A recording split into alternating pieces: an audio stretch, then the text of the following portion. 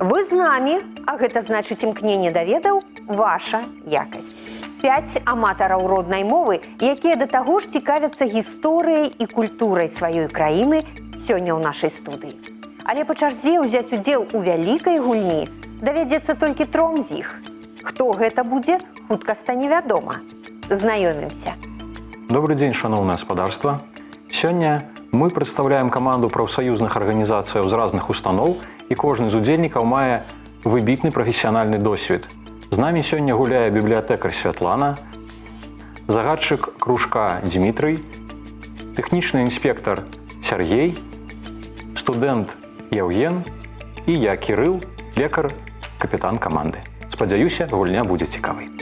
На пытанні па мове, культуры і гісторыі Беларусі удзельнікі адказваюць у тэлеграм-канале Віктарыны. Першы, хто адказвае правільна, атрымлівае 10 балаў. 3 гульцоў з найбольшай колькасцю балаў возьмуць удзел у вялікай гульні. Лепшы з фіналістаў атрымае падарунак.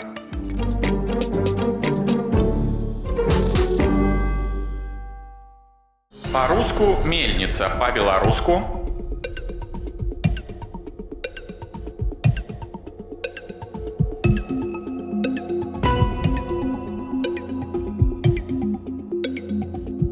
ці верыце вы, што суфікс стаіць перад коранем слова?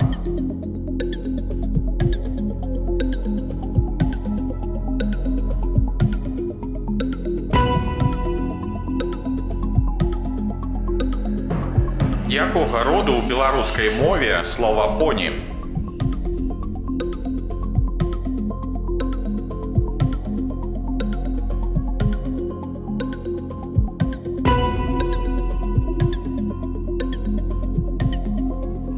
Які горад Беларусі называюць горадам шахцёраў?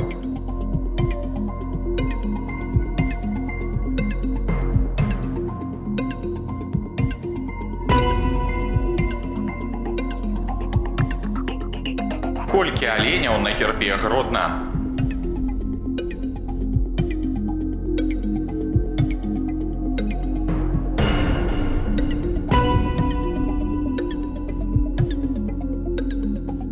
У якім стагоддзі былі выданыя статуты Вялікага княства Літоўскага?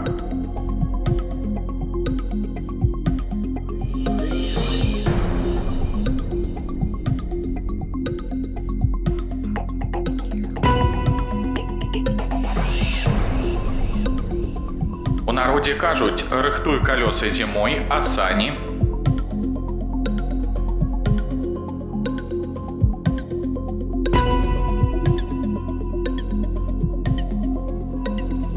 Што жанчыны надзяваюць спераду на сукенку і спадніцу, каб не забрудзіць іх?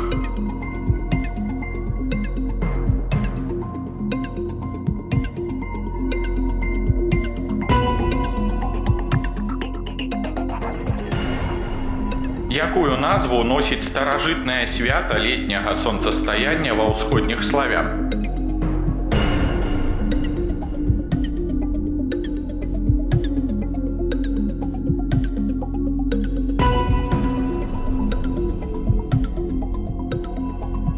У выпадку, калі колькасць балаў у гульцоў аднолькавая, ім прапануецца дадатковае пытанне. Па-руску адзежда, па-беларуску.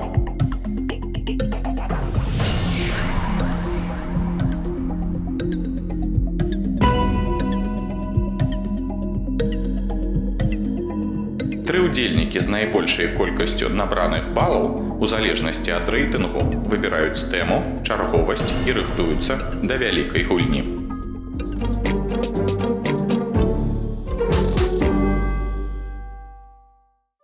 Меня зовут Евген.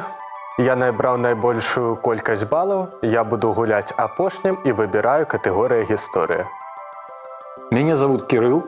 Я занял другое место и выбираю категорию «Мова», гуляю другим.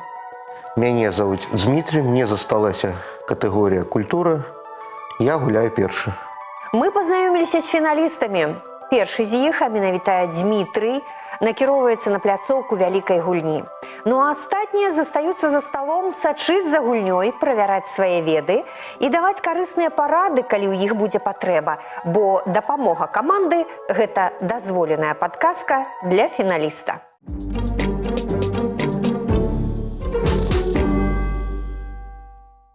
Дмітрый, я рада вас вітаць на пляцоўцы вялікай гульні. Узаемно. Скажыце, калі ласка, вось у які час вы уліліся ў прафсаюзнае рэчышча? Які был студентом, то есть с 1995 года. Можа, які від спорта вам падабаецца? Я спортсмен до гэтага часу, занимаюсь настольным теннисом, кандидат у майстру спорта. Прафсаюзнаму руху 120 гадоў, гэтаму прысвечана наша сённяшняя праграма. Вы выбралі катэгорыю культура, тэматыка не прафсаюзная. Гуляем. Будем пытаться. І першае пытанне такое. Увага. Словы з Бібліі Францыска Скарыны «Каб быў дасканалым Божы чалавек» можна ўбачыць на ўваходзе ў Нацыянальную бібліятэку Беларусі. На колькіх мовах свету яны напісаны? Варыянты. На 10 мовах, на 19 мовах і на 28 мовах. Ну, точно я не ведаю, но попробуем предположить, что на 28, поскольку Франциск Скарына усесветный осветник. Ну, гэта ж не абавязкова, што на ўваходзе ў Нацыянальную бібліятэку назвы на ўсіх мовах, у якіх краінах ведаюць Францыска Скарыну. Вы ж згодны? Ну, згоден. Так, дык што, 10 возьмем? Ці 28? Можаце нават спытаць дапамогі ў сваіх сяброў. Ну, ладно, пойду вопреки, откажу вариант А, 10. 10? Да. А чаму не 19? Я полагаюсь на свою интуицию. Зразумела, я прымаю ваш адказ. 10 мільёнаў кніг, нават больш за 10 мільёнаў кніг сёння ў Нацыянальнай бібліятэцы. А вось надпіс на ўваходзе ў Нацыянальную бібліятэку на 19 мовах. Веру. Дмітрый, шкада, але мы не пасыпаем галаву попелам і ідзем далей. Да. Наступнае пытанне. У якім месяцы у нашай краіне святкуецца дзень дзяржаўнага герба, дзяржаўнага сцяга, дзяржаўнага гімна? Варыянты. Ліпень, сакавік, май. Дмітрый, ваш варыянт. Вариант В, май. Гэта вы ведаеце дакладна. Да. Ну, добра. Супраць вашай упэўненасці я не пайду. Я прымаю ваш адказ. Калі б вы сказалі сакавік, я б сказала: Дмітрый, вы памыліліся. Вы сказалі май. І я гавару, што ваш адказ правільны. У другую нядзелю мая адзначаецца дзень дзяржаўнага герба, дзяржаўнага сцяга і дзяржаўнага гімна. Дмітрый, вы малайчына, ідзем далей. Хто з беларускіх аўтараў стварыў і выдаў у Петербургу першае чытанне для дзетак беларусаў? Алаіза Пашкевіч, цётка, Янка Купала ці Францішак Багушевіч? Як на вашу думку? На мою думку, вариант Б, Янка Купала. Так, Янка Купала, ён сапраўды жыў доўгі час у Петербургу. Яшчэ якія варыянты? А я могу воспользоваться подсказкой? Вядома. Шановные коллеги, дапамажыце, калі ласка.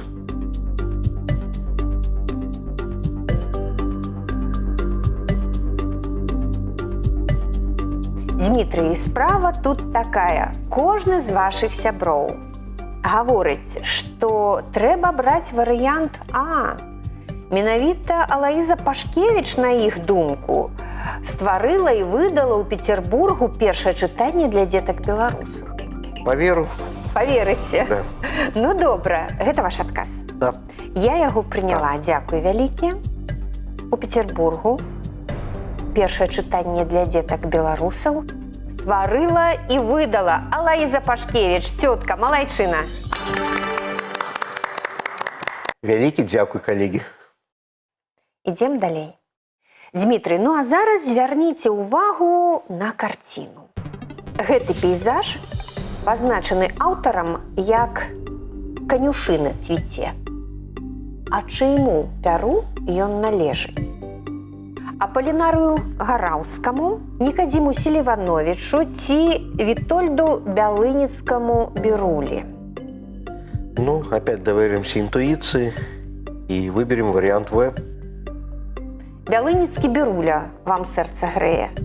Да, Так? так. Добра. Я прымаю ваш адказ. Вітольд Бялыніцкі Біруля. Акадэмік жывапісу Расійскай імператарскай акадэміі мастацтваў, народны мастак БССР і РСФСР, ганаровы акадэмік Акадэміі навук БССР Вітольд Каэтанович Бялыніцкі Біруля прысвяціў тэме вясны значную колькасць сваіх карцін. Канюшына цвіце крыху пазней. Гэта не яго карціна. Вы памыліліся, Дмітрый.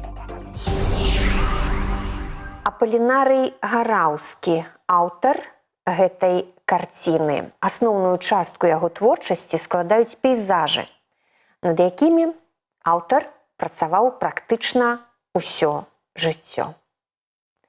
Дмітрый, мы ідзем далей. Наступнае пытанне. Які раённы цэнтр Віцебскай вобласці стаў пляцоўкай юбілейнага 30-га дня беларускага пісьменства ў 2023 годзе? Варыянты: гарадок, Лепель, Міёры. Крышечкой мозга что-то я чуў, вроде вариант А, городок. Ну, могу и помыляться. Вы так хутка даеце адказ, мне адразу прымаць ваш адказ. Да. Добра, Дмітрый, гарадок. Дмітрый, я вам скажу, што 30-й дзень беларускага пісьменства ў 2023 годзе адзначалі у гарадку. Вы малайчына. Дмітрый, і яшчэ адно пытанне, яно паэтычнае. Вось зараз вам спатрэбяцца тыя веды, якія вы набывалі ў школе. А, дарэчы, у якой школе вы вучыліся? 24. 24-я школа горада Гомеля. Да. Цудоўна. А памятаеце, як звалі вашу настаўніцу беларускай мовы і літаратуры? Конечно. Можете сказаць? Климович Ирина Петровна. Цудоўна. Ёй зараз вельмі прыемна. О, Беларусь, моя калыска, жыццё маё, прытулак мой, з гарачаю любоўю нізка схіляюся перад табой. А хто з беларускіх аўтараў напісаў гэтыя радкі? Пятро Глебка, Констанция Буйло, Пімен Панченко. Помню, я вучыў якісьці верш Пімена Панченкі. Вроде ён в таком стылі быў написан. Вот на гэтым і остановимся. Вы Пімен Панченко выбираеце варыянт. Так. Там было з легендаў і казак былых пакаленняў, з калосся цяжкога жытою пшаніц, з зораю і сонечных цёплых праменяў, з бурлівага ззяння імклівых крыніц.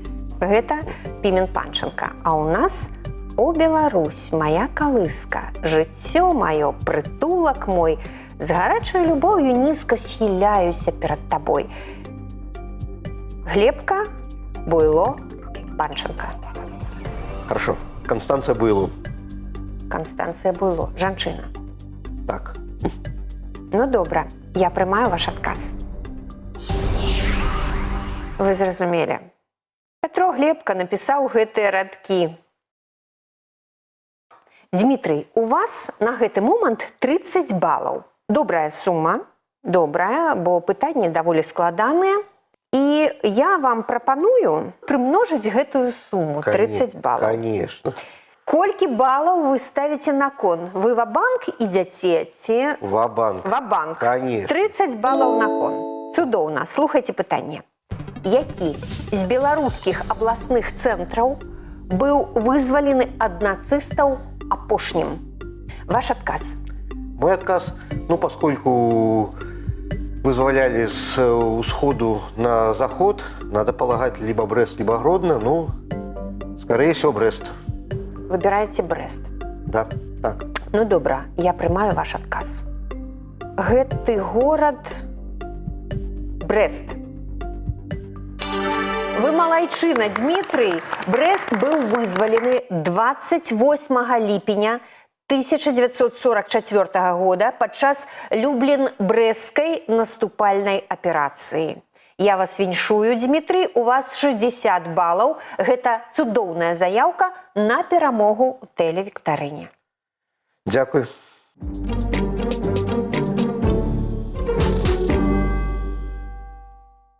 Кірыл, я рада вітаць вас на пляцоўцы вялікай гульні. Навзаем. Вы выбралі катэгорыю мова. Так. Нядрэнна гаворыце? Ну, не магу пахвастацца, але лічу, што Дзяржаўную мову трэба ведаць. некалькі правільных адказаў змагу даць у гэтай катэгорыі. Ой, добра. Скажыце, калі ласка, а якое дачыненне вы маеце да прафсаюзнага руху? Дачыненне маё ў тым, што я, як урач, а таксама кожны з сотруднікаў нашай установы, нашай Гомельскай абласной дзіцячай клінічнай бальніцы, якая занесена на дошку пачота, мы ўсе з'яўляемся членамі прафсаюза медыцынскіх работнікаў Рэспублікі Беларусь. Таму я маю непасрэднае дачыненне, калі можна так сказаць. Дзякуючы прафсаюзу я прымаў удзел у інтэлектуальнай гульне, і каманда нашай бальніцы, яна заняла 3-е месца сярод усіх прафсаюзных арганізацый, усіх бальніц нашай дзяржавы. Было вельмі прыемна і цікава. Цудоўна. Гуляем? Так. Першае пытанне. Які з варыянтаў напісання назоўніка гусь у творным склоне адзіночнага ліку адпавядае норме? Гусем, гусёй ці гуссю? Нядрэнна было б, у першую чаргу ведаць род. Калі мы лічым, што гэта мужчынскі род, можам спадзявацца, што гэта будзе, напрыклад, гусем. Гусёй гучыць больш па-беларуску, мабыць, нават. Гуссю. Гусь. Па-беларуску гэта ён ці яна? Я лічу, што ён. Усё ж такі. Але я магу памыляцца, таму... А сабака? Сабака мужчынскага роду, безумоўна. Так. І гусь, думаеце, таксама мужчынскага роду? Паколькі гусь гэта мужчынскі род, на вашу думку, я хочу адзначыць. На маю думку, да. Мы паспрабуем адказаць, што ён у творным склоне будзе гучаць як гусем, варыянт А. Кім чым? Белым гусем? Напрыклад, белым гусем, так. Ці шэрай гуссю? Усё ж такі хай будзе белым гусем. Гучыць больш. Белым гусем. Больш прыемна. Добра, Кірыл, я прымаю ваш адказ. Справа ў тым, што лебедзь і гусь у беларускай мове жаночага роду. Вы памыліліся. Нічога. А як правільна ведаеце цяпер? Ну, мабыць, гуссю, белай гуссю. Гуссю, малайчына. На гэтай пляцоўцы мы вучымся, і я вучуся разам з вамі. Таму ідзем далей. Так. Вялікая ці малая? З якой літары пачынаецца кожнае слова назвы дзяржаўнай рэліквіі? Курган славы, курган з малой, славы з вялікай. Курган славы, першае слова з вялікай, славы з малой. Ці курган славы. Абодва словы з вялікай літары. Як мы напішам правільна? Напэўна, акцэнт у гэтым словазлучэнні будзе на тое, што слава павінна, безумоўна, быць з вялікай літары, таму, бо гэта пачуццё гонару. Беларускім кажуць, як чуеш, так і пішаш, аднак калі бачыш словы, это... А вось, як бачыш, гэтае так правіла і пішаш. не зусім можна выкарыстаць. Я лічу, што паколькі гэта дзяржаўная рэліквія, як мы бачым з пытання, было б нядрэнна, напрыклад, з вялікай літары пісаць оба гэтыя словы. Таму я выбіраю варыянт В, курган славы, і дзе кожнае са слоў пачынаецца з вялікай літары. Гэта ваш адказ? Так, гэта мой адказ. Я яго прымаю. Усе словы з вялікай літары у назвах дзяржаўных, нацыянальных і культурных рэліквій. Вы правільна адказалі.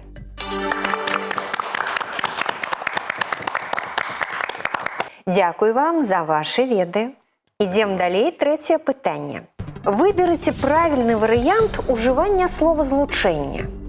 Спатыкнуцца на пень, спатыкнуцца аб пень ці спатыкнуцца праз пень. Вось як правільна? Ну, пачнем хутчэй за ўсё з таго, што спатыкнуцца аб пень гэта больш расійскі варыянт ужывання. Так. Таму адзін з варыянтаў мы не разглядаем далей, а разглядаем толькі спатыкнуцца на пень, спатыкнуцца праз пень. Шчыра кажучы, больш падабаецца спатыкнуцца на пень. Не ведаю, чаму. Добра, Кірыл, я прымаю ваш адказ. Гэта асаблівасці пабудовы сінтаксічнай канструкцыі ў беларускай мове. Расіяне спатыкаюцца о пень, а беларусы спатыкаюцца на пень. Вы правильно адказалі. Малайчына. Чацвёртае пытанне, і, дарэчы, у вас яшчэ ёсць падказка вашых сяброў, Кірыл, памятаеце. Які прыметнік трэба выкарыстаць у прапанаваным словазлучэнні? Глыбокае нарач, глыбокая нарач ці глыбокі нарач? Усё пытанне ўвогуле ў тым, які род у назоўніка. Возера. Возера глыбокае. Аднак, магчыма, слова нарач, мабыць, існуе не як паасобку, як уласнае імя. Таксама цяжка выкарыстаць. Вось, магчыма, мая каманда можа мне дапамагчы з гэтым пытаннем. Ці можам мы запытацца ў іх? Вядома, гэта ваша права. Каманда, будьце ласкавы, дапамажыце.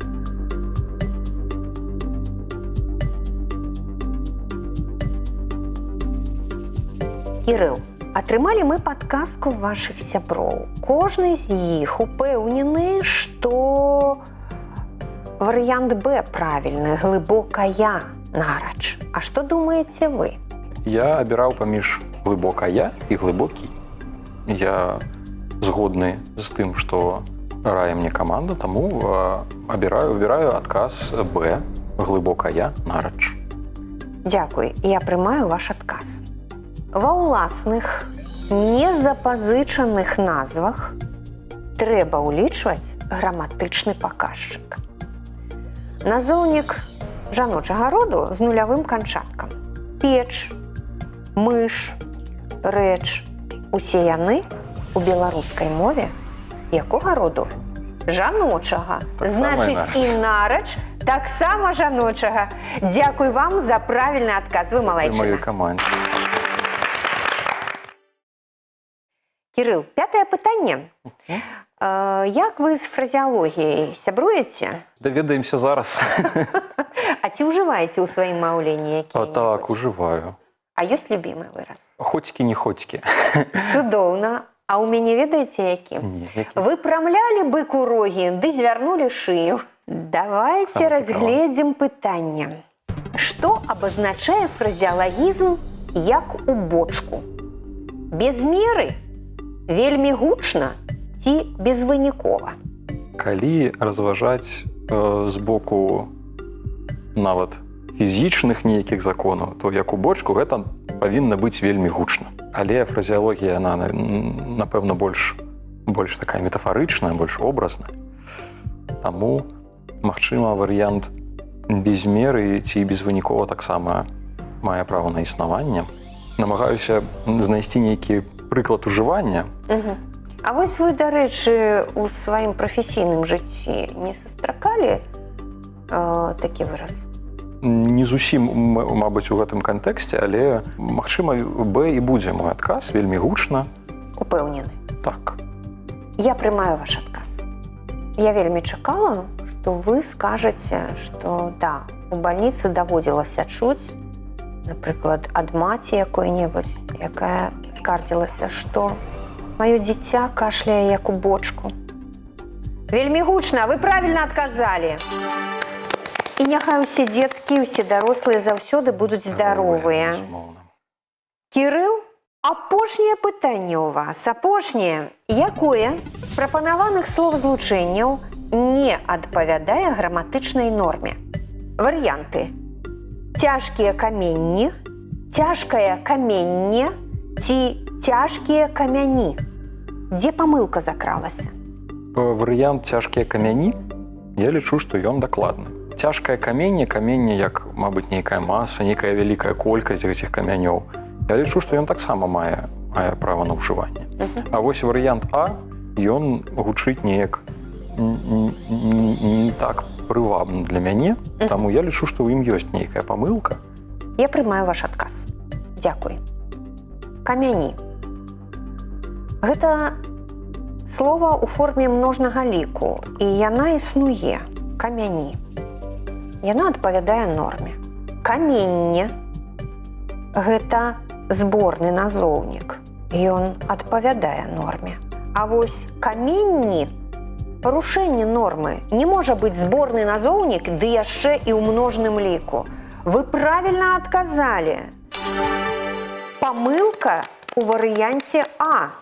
Кірыл, вы малайчына, цудоўная гульня. У вас 50 балаў. Але ў Дмітрыя 60. І ён лідар. У вас ёсць яшчэ магчымасць набраць больш, чым 50 балаў, таму што вы можаце пайсці ва-банк ці паставіць на кон любую колькасць балаў, каб атрымаць перамогу ў гэтай гульні. Што трэба зрабіць? Я вам прапаную яшчэ адно пытанне. Яно не будзе мець варыянтаў адказаў, і гэтае пытанне не з катэгорыі мова. Я згодзен, я рызыкую. Ва-банк. Ва-банк. 50 балаў ставіць Кірыл на кон і атрымлівае такое пытанне. Роднасныя сувязі займалі важнае месца ў жыцці беларусаў. Таму для ўсіх сваякоў былі адпаведныя назвы. А як беларусы называлі мужа дачкі? Муж дачкі? Напэўна, зяць. Гэта правільны адказ, малайчына. Кірыл, 100 балаў у вас. Цудоўна, вы малайчына.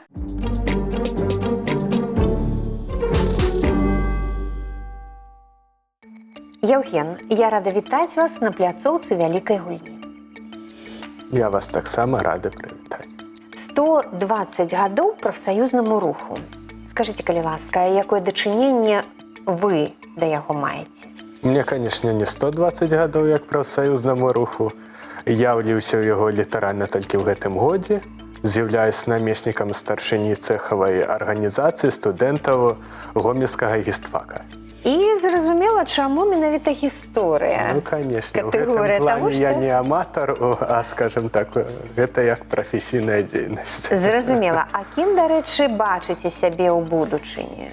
Ну, раз пайшоў на гістфак, то непасрэдна гісторыкам. Хаця хацелось бы развівацца і ў накірунку беларускай мовы, напрыклад, займацца паэзіяй, прозай. Ну, тады поспехаў вам у вашай творчай і Дзякуй, прафесійнай дзякуй. дзейнасці. Як кожнаму гульцу, я жадаю перамогі на гэтай пляцоўцы. Дзякуй, дзякуй. Яўген, першае пытанне. Хто з гэтых асоб быў першым вядомым мінскім князем? Васіль, Глеб ці Ўсяслаў? Так, ну, давайте я паспрабую даць каментар па кожнаму з дадзеных Давайте. асоб. Всеслав. В першую чаргу ў галаву прыходзіць полацкі князь. Всеслав Полацкі, также вядомы ў нашай гістарыяграфіі як Усяслаў Чарадзей. Той, што наважыўся і з Псковам ваяваць, і з Новгарадам, і з Кіевам. А вось пасля яго смерці ў 1101 годзе полацкая дзяржава, скажем так, княства распадаецца на некалькі дробных княств. І ўпершыню вось з'яўляецца на палітычнай мапе мінскае княства, якім непасрэдна кіруе яго сын Глеб. Я прыняла ваш адказ. Яўген, вы ўсё правільна расказалі, вы малайчына. Першым вядомым мінскім князем быў сын Усяслава Чарадзея Глеб. Малайчына. Дзякуй вам за вашы веды. Ідзем далей, другое пытанне. Так. Разгледзьце, калі ласка, выяву. Які з савецкіх танкаў перыяду Вялікай Айчыннай вайны на фотаздымку? ІС-2, Т-34 ці КВ-1? Так, адразу скажу, што вось на дадзеным перыядзе я асабіста не спецыялізуюся, я вывучаю трошачкі іншую стызю нашай гісторыі, гэта Великае княства Літоўскае, таму мне вось, скажем так, будзе дастаткова цяжка адказаць на гэтае пытанне. Але я ўсё ж паспрабую. Мне здаецца, што гэта КВ-1. Вось гэта, скажем так, інтуітыўна. Не Т-34. Не Т-34. А беру варыянт В, КВ-1. Ну, дзякуй, я прымаю ваш адказ. Перад вами савецкі цяжкі танк КВ-1. Названы ў гонар Клімента Варашылава. Малайчына Яўген. Трэцяе пытанне, ідзем далей? Так. Так. Каго разгроміла беларускае войска у бітве пад Клецкам у 1506 годзе? Шведаў, татар ці крыжакоў?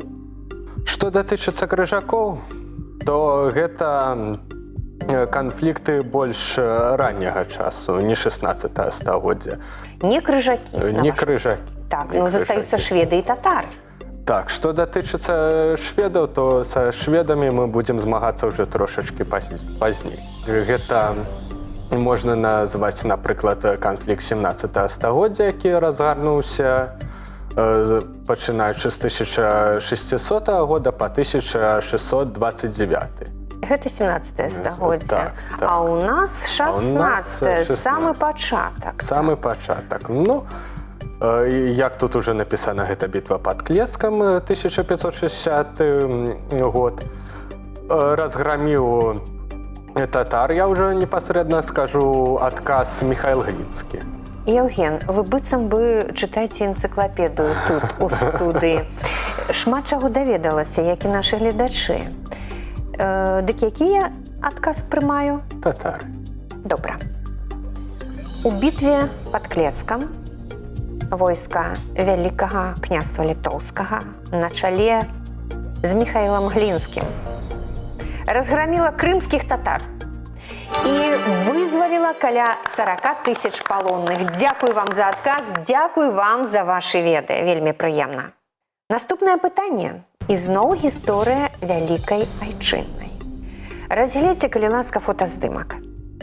Вызначце імя і прозвішча савецкага палкаводца, выяву якога вы бачыце на экране. Хто гэта? Іван Баграмян, Канстанцін Ракасоўскі ці Іван Чарняхоўскі? Так, у гэтым разе пойдзем спачатку. Іван Баграмян. Ён быў ужо больш сталым узросце, выглядаў ён па-іншаму. Дарэчы, калі браць яго накірунак, то гэта першы прыбалтыйскі фронт. На выяве мы бачым непасрэдна дзеяча аднаго з 3 беларускіх фронтоў. Гэта не Канстанцін Ракасоўскі, таму гэта Іван Чарняхоўскі, адзін з самых маладых кіраўнікоў фронта на тэрыторыі Савецкага Саюза ў той час. Іван Чарняхоўскі. Ваш адказ, Іван Чарняхоўскі, дзякуй. Перад вами камандуючы 3-м беларускім фронтам генерал Іван Чарняхоўскі, самы малады з камандуючых фронтоў. Вы пра гэта расказалі. Дзякуй вам вялікі. Наступнае. Як называлася адна з асноўных павіннасцей беларускіх сялян за права карыстання панскай зямлёй, якая выплочвалася прадуктамі?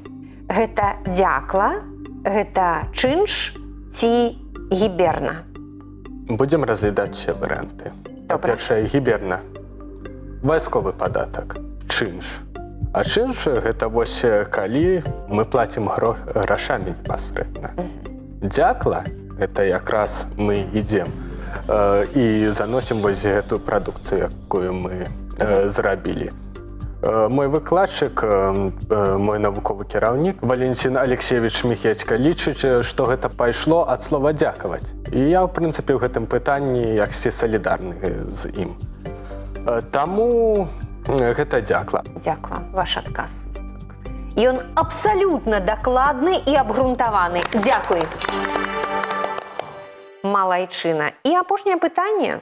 Якая гістарычная з'ява увайшла ў гісторыю пад назвай «Валочная памера»? Аграрная рэформа 16 стагоддзя, палітычныя рэформы 18 стагоддзя ці інвентарная рэформа 19 стагоддзя? Інвентарная рэформа гэта як тут уже напісана 19 стагоддзя, гэта часы непасрэдна, калі тэрыторыя Беларусі ўходзіць у склад расійскай імперыі. Палітычныя рэформы 17 стагоддзя, вось сумленна кажучы, нават якісьці асабістасцяў на тэрыторыі Беларусі і змена ў плане палітычных рэформы я не ведаю. А вось калі мы кажам пра валочную памеру, гэта сапраўды аграрная рэформа 16 стагоддзя. Сама рэформа распачынаецца в валоданнях Боннесфорца. Вось гэта, напрыклад, Кобрынскі раён. Я зразумела. Такім чынам, Такім ваш чынам, адказ. мой адказ – гэта аграрная рэформа 16 стагоддзя. Дзякую вам за ваш адказ. Я скажу, што ён правільны. Валочная памера – гэта, безумоўна, аграрная рэформа, таму што валока – гэта вузкі, доўгі надзел зямлі. Яўген, вы на ўсе пытанні далі адказы, у вас 60 балаў. Аднак у Кірыла 100, у Дмітрыя 60. Каб стаць пераможцам у гульні, трэба ісці, пэўна, ва-банк. Ну, як спеваў Анатолій Ярмоленко, гуляць дык гуляць, таму Зразумела. Таму ва-банк. І атрымлівае пытанне з катэгорыі «мова». Ці верыце вы, што ў слове «накрыўка» націск падае на другі склад? Ну, вось шкада, што нельга скарыстацца дапамогай каманд. Нельга. Тут не. Накрыўка, накрыўка. Так, калі на другі, то ў нас павінна быць накрыўка, а калі на першы, то накрыўка. Таму мне вось яксьці накрыўка накрываць здаецца вось чамусьці бліжэйшым да сэрца. На вашу думку, накрыўка. Накрыўка, так. Ваш адказ? Накрыўка. Накрыўка і суадносна не. Таму што не накрыўка. Я прымаю ваш адказ. Ён правільны. 120 балаў. Яўген, я вас віншую. Дзякуй.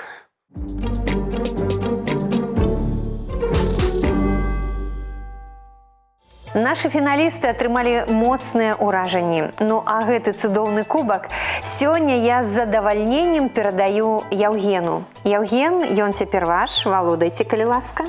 Вялікі дзякуй. Вялікі дзякуй усім удзельнікам гульні. Вялікі дзякуй ведучай Алене Міхайлаўне за непаўторныя ўраджанні, за эмоцыі, за новыя веды. Гэта было ўсё вельмі цікава. І спадзяюся, што мне яшчэ раз давядзецца тут пабываць. У будаўніцтве важна закласці добры падмурак. У адукацыі назапасіць веды. Стварыце свой падмурак ведаў, бо за багацце іх не купіш.